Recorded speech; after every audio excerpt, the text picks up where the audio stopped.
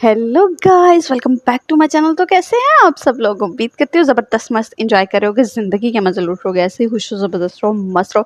तो गाइस, आज हम जिस वीडियो के ऊपर रिएक्ट करने जा रहे हैं, सबसे पहले पढ़ते हैं उसका title, how he can kill a person in just 0.5 seconds. तो जनाब, ये बात हो रही है द ब्लैक कैट कमांडोज की। तो किस तरह से जो है 1 सेकंड भी नहीं, 0.5 क्या ही टाइम होता है और जनाब बंदा ख़त्म। तो क्या, किस तरह से और कैसे पॉसिबल है, क्या स्टोरी है? तो काफ़ी ज़्यादा इंटरेस्टिंग टाइटल है, चलकर देखते हैं, जानते हैं कि किस तरह से इतनी स्पीड में कैसे। यार पॉसिबल ही नहीं है, लेकिन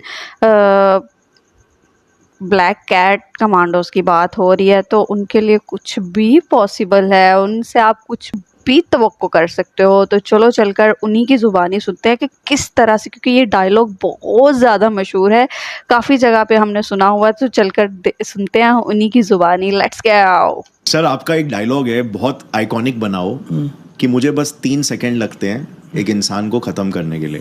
तो सर, ये एग्जैक्टली 3 सेकंड में एक इंसान को कैसे खत्म किया जा सकता है? सर देखो, हाँ ये बहुत सारे मेरे पास भी आते हैं सर, 3 सेकंड 30 सेकंड 3 सेकंड। अब मैं उसको चलो 1 मिनट में उसको समझाने की कोशिश करता हूँ। क्योंकि बहुत सारे लोग होते हैं यार, मरने में तो इतना टाइम लगेगा, गला दबाएंगे तो उसमें भी कम से कम 25-30 सेकंड लगते हैं करके। ठीक है, मैं उसको वैसे समझाता हूँ कि कभी क्या होता है, जब हम लोग ऑपरेशंस करने जाते हैं ना सर, जब हम लोग ऑपरेशंस करते हैं, कभी कोविड ऑपरेशंस करते हैं हम लोग, जब उस कोविड ऑपरेशन में क्या होता है, सपोज करो कि 3 लोग अंदर बैठे हैं, हमें उन 3 लोगों को पकड़ना है या मारना है, कुछ भी XYZ, लेकिन उनका एक एनिमी बाहर क्या कर रहा है, ड्यूटी दे रहा है। भाई जैसे हम लोग हैं वैसे ही दुश्मन भी है। दुश्मन भी तो सो नहीं जाएगा ना ऐसे इजली तरीके से, उनका भी कोई ना कोई आदमी तो गन लेके बैठा ही होगा बाहर। तो उस सिचुएशन में क्या होता है, उस सिचुएशन में हमारी ट्रेनिंग होती है कि हम एनिमी के बिल्कुल नज़दीक जाकर, क्योंकि उस सिचुएशन में अगर हमारे गन में साइलेंसर भी लगा होगा ना सर, तो साइलेंसर की भी आवाज़ आ जाती है अंदर वाले को। साइलेंसर से जब हम फायर करते हैं तो ऐसे आवाज़ निकलती है, जैसे आप कभी किसी साइकिल से जब हवा निकालोगे तो आवाज़ आती है ना, इतनी आवाज़ कितनी आती है बस। तो उस सिचुएशन में हम पूरी कोशिश करते हैं कि एनिमी के नज़दीक तक पहुँचने की, और हम एनिमी को हाथ से किल करते हैं, हैंड असॉल्ट, ताकि हैंड इज ऑन, ना कोई गन की आवाज़ ना कुछ, उसको बोलते हैं साइलेंट करना, संतरी को साइलेंट करना। और मैं आपको ये बताऊं, जैसे लोग बोलते हैं कि यार 3 सेकंड कैसे, फॉर एग्जांपल के लिए मैं उन्हें ये नॉर्मल तरीके से समझाता हूँ। एक आदमी को हाइट में खड़ा करना, ठीक है, 8-10 फुट की हाइट में खड़ा करना, उसके गले में फांसी का फंदा डालना, उस बंदे को जब जंप करके नीचे मरेगा ना, वो बंदा माइक्रो सेकंड में मरेगा, उसको सेकंड भी नहीं लगेगा, उसकी बोन का कनेक्शन टूट जाएगा, वो दम घुट के नहीं मर रहा है। जब वो एकदम से झटके से आएगा तो उसका तोड़ देगा पूरा ही, स्पाइनल कॉर्ड स्नैप कर देगा। तो जो लोग 3 सेकंड बोल रहे हैं, इसमें 3 सेकंड भी नहीं लगते हैं, माइक्रो सेकंड लगते हैं आदमी की गर्दन को तोड़ने में। जैसे बहुत सारे लोगों को कंफ्यूज है ना कि यार सर इतना टाइम कैसे लगेगा। मैंने उदाहरण दिया कि जब हाइट से एक आदमी जब नॉर्मल फांसी लेता है तो उसको तड़पने में 15-20 सेकंड, मजबूत आदमी हुआ तो 1 मिनट के लिए भी तड़प के मरेगा। लेकिन जब एक आदमी जंप करके मरता है, जैसे जब कभी किसी को जेल में फांसी दी जाती है तो ये कोशिश दी जाती है कि वो आदमी तड़पे ना और चंद सेकंड में ही खत्म हो जाए। जब जंप लोगे तो तोड़ देगा पीछे का, तो उसमें माइक्रो 1 सेकंड भी ज्यादा है, खट उसी टाइम आदमी खत्म। सेम सिचुएशन वही होती है, जब आदमी को किल करने जाते हैं तो उसकी बोन को तोड़ देते हैं सर। राइट। तो सर इसको मतलब जैसे उसको सेकंड्स, उसको नहीं ऐसा मुंह दबा के गर्दन टेढ़ी, तो उसको मतलब वो पूरा ट्रेनिंग का हिस्सा होता है। और उसको लोग ट्राई ना करें भाई, नहीं गर्दन लग गई तो लेने के देने पड़ जाएंगे। ठीक है, आपसे होगा भी नहीं, वो जिंदगी भर हॉस्पिटल में रहेगा सामने वाला आदमी। तो बहुत सॉफ्ट है, कोई मजाक भी ना करे चीजें करने का। सिर्फ ये ट्रेंड सीक्रेट एजेंसीज अपने दुश्मन के साथ करेंगे। नहीं, उसके लिए भी ऐसा नहीं है, उसके लिए भी बहुत ट्रेनिंग लेनी पड़ती है। आपको ऐसा लगेगा वो गर्दन टूटेगी नहीं, जिंदगी भर के लिए अपाइज ना हो जाए कहीं, ना मर ही पाएगा ना कुछ होगा, तो ये चीज ना करे भाई कोई भी। तो उसके लिए भी कंटिन्यू, उसको बोलते हैं UAC, अनआर्म्ड कम्बाट। हमारी एक फाइट होती है, इसको USC की फाइट बोलते हैं, अनआर्म्ड कम्बाट बोलते हैं। उसमें दिखाते हैं कि हम एनिमी को कितने तरीके से मार सकते हैं सिर्फ हाथों से, और ये तो सिर्फ उसकी एक पूरी एक तरीका है। तो मैं ये बता दूं, इसकी ट्रेनिंग चलती है 6 महीने तक लगातार, और डेली हम लोग 3-3 घंटे प्रैक्टिस करते हैं। हम 3-3 घंटे डेली प्रैक्टिस करते हैं, तब 6 महीने में हम लोग आते हैं लाइन में आकर। जब हम परफेक्ट बनते हैं तो वीडियो सुन के ना करें। और वो 3 सेकंड वाला भी क्लियर हो गया होगा लोगों को कि कैसे सेकंड्स लगते हैं। मैंने कहा माइक्रो सेकंड लगते हैं आदमी को मारने में यार। सो सर, आप पे इतने जो अभी एलिगेशंस लगे हैं, राइट, तो बहुत सारे दुश्मन भी होंगे डेफिनेटली। बिल्कुल। तो मतलब खतरा वगैरह ऐसा कुछ आपको महसूस होता है आपके डेली लाइफ में? और उसके लिए आप क्या प्रिकॉशंस लेते हैं? हाँ, बस मेरे जो इंस्ट्रक्टर रहे, जो मेरे अगर वैसे बोलूँ उस्ताद जिसने मुझे सिखाया, उन्होंने मुझे एक ही चीज़ सिखाई है सर। बोला देख लक्की, अगर दुनिया में पहली बुलेट अगर किसी तेरे को लगती है तब कोई बात नहीं। क्योंकि होता क्या है, अगर कोई भी एनिमी है तो मुझे नहीं पता मेरा एनिमी कहाँ बैठा होगा दुनिया में, किस जगह में होगा, उसने कितनी टाइम पहले से एम लेके बैठा है। अगर उसकी पहली गोली लगती है तो उसमें चलो कोई नहीं, उसने मुझे, लेकिन अगर मुझे पहली गोली नहीं छूटती है, अगर उसके बाद मुझे दूसरी गोली लगती है, तो फिर मेरी ट्रेनिंग सही नहीं थी सर। सो मतलब बेसिकली सब कुछ ऊपर वाले के हाथ में है। सब कुछ है। और कि मेरे एनिमी को, मतलब जितना मुझे मेरे एनिमी से खतरा है, उससे कई गुना खतरा उस एनिमी को भी मुझसे है। हमें लगता है कि मेरा एनिमी करके, है ना, तो मैं आपको क्या बताऊं कि मुझसे ज़्यादा उन्हें दिक्कत है। हमेशा वो चाहते होंगे यार ये लक्की बिस्ट हमेशा दूरी रहे करके।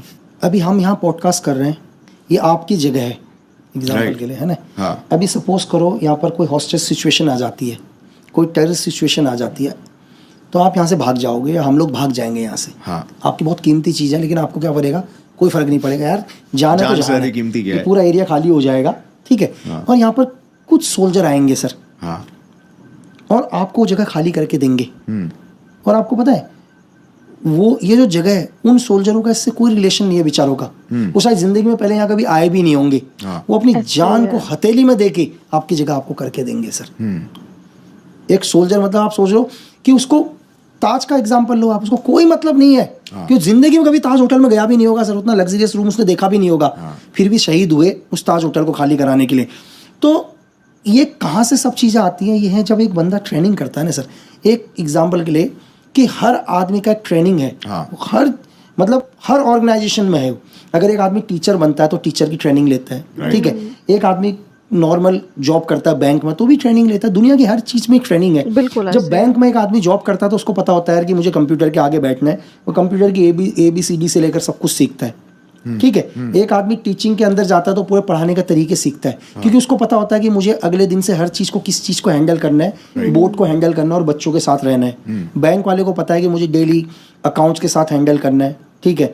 वैसे अगर कोई आदमी नॉर्मली तरीके से, अगर एक सफाई कर्मचारी भी है, वो डेली सफाई करता है रोड के ऊपर, हर आदमी अपना काम करता है लेकिन ट्रेनिंग करता है। तो सेम इसी सिचुएशन में जब एक सोल्जर ट्रेनिंग करता है ना सर, तो सोल्जर की पहली, जब जिंदगी में पहली बार उसके हाथ में आती है, वो आती है गन। अब इन फ्यूचर में उसको हमेशा किसके साथ सामना करना पड़ेगा सर? गन के साथ ही करना पड़ेगा ना। एक टीचर को किसके साथ करना पड़ा, एक बैंक के कर्मचारी को किसके साथ करना पड़ा? बच्चे क्लाइंट्स अब के एक साथ। टीचर के सामने दुनिया का कितना भी क्वेश्चन, मुश्किल क्वेश्चन रख दो, टीचर को नॉर्मली के तरीके से क्या करेगा? हैंडल करेगा, क्योंकि जिंदगी में वही कर रहे हो। एक बैंक वाले के सामने आप बोलो यार कितनी भी बड़ी अमाउंट की, भाई बैंक के अंदर आज 100 करोड़ डिपॉजिट करना है, उसके लिए नॉर्मल है बैंक में डिपॉजिट करना ना, 100 करोड़ करेगा। हम जैसे के लिए कहेंगे 100 करोड़ तो हमने देखे नहीं है करके। तो एक सोल्जर के पास, मैंने आपको बोला स्टार्टिंग में जब वो पहली बार एंट्री करता है तो उसके हाथ में गन होती है, उसको पता, अब उसके जहन में हो जाता है जिंदगी भर मुझे इसी के लिए हैंडल करना है। अब जो भी थ्रेट आएंगे उसी लेवल के आएंगे। एक सोल्जर के ऊपर ये थ्रेट आएंगे, उस चीज के लिए प्रिपेयर है वो पहले दिन से प्रिपेयर है कि जिंदगी में जब एक सोल्जर हाथ में गन ले रहा है सर, तो उसके ऊपर कोई यार लकड़ी से तो वार करेगा नहीं ना, लकड़ी से थोड़ा करेगा। अगर एक आर्मी या एक स्पेशल फोर्स के बंदे पर, एक NSG कमांडो के ऊपर अगर कोई सिचुएशन आएगी, डेंजर सिचुएशन आएगी, हॉस्टेज आएगी, वो बुलेट की आएगी, उसके लिए उसको स्टार्टिंग से ही पता है। तो उसके लिए कोई नॉर्मल चीज़ नहीं है वो ट्रेनिंग के पहले दिन से पता है उसको, फर्स्ट दिन से। तो क्यों वो सामने आ जाते हैं? उनके लिए कोई नई चीज़ नहीं है सर।